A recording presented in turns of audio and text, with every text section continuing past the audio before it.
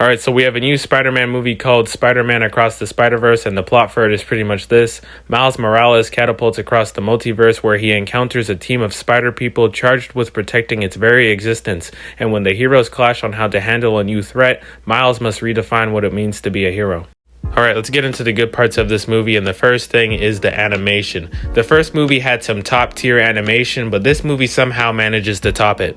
And there's a lot of Spider-Man in this movie, and in fact, this might be the movie that has the most Spider-Man that I've ever seen in my life. And because there's a lot of Spider-Man in this movie, we get a lot of different animation styles, and even without this Spider-Man, there's just a lot of cool animation styles that they go with this movie, a lot of different frame rates, and I really appreciated it with this movie. And speaking of new Spider-Man characters, I thought that Spider-Man 2099 and Spider-Woman were really great in this movie, and all of the new Spider-Man that we get in this movie are really well done, but you never feel like they take away from Miles' story. But the character that surprised me the most was actually Gwen Stacy, because in the last movie I really liked Gwen Stacy, but when we got our introduction it was pretty vague. But in this one we get to see more of her relationship with her dad and how that's affecting her and how that's affecting him. And if I'm being 100% honest, it's not just Gwen, but there's a lot of characters in this movie where I think that they could honestly get their own spin-off. The next thing that I liked about this movie is the pacing. A lot of people have been complaining about the pacing and saying that the movie was a bit too long for them, but for me personally, I do kind of agree with it with the first half of the movie because it does take a while to get going, but that second half of the movie, once the action starts picking up and once the story really starts feeling like there's a lot on the line, I never really picked up my phone to check what time it was after that point. The humor in this movie is pretty good as well, although there is some ongoing jokes and some random jokes that happen in this movie that I personally didn't find funny, but for the most part this movie is pretty funny as well.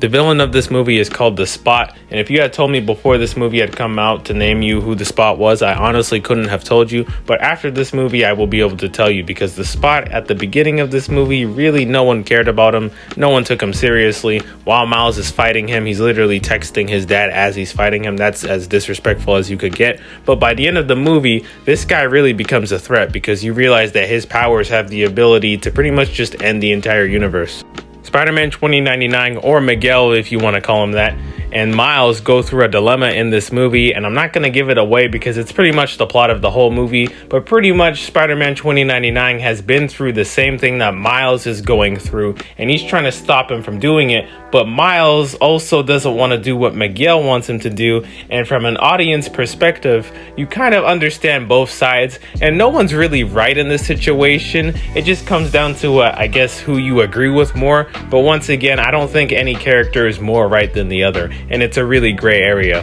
The last thing I'll say before I get into my criticisms for this movie is the soundtrack. If you listen to hip-hop, then you know that Metro Boomin has been on an incredible run for the past couple of years, and it did not stop with this Spider-Verse soundtrack. And in fact, this soundtrack is so good that I am listening to Coi Leray without any shame.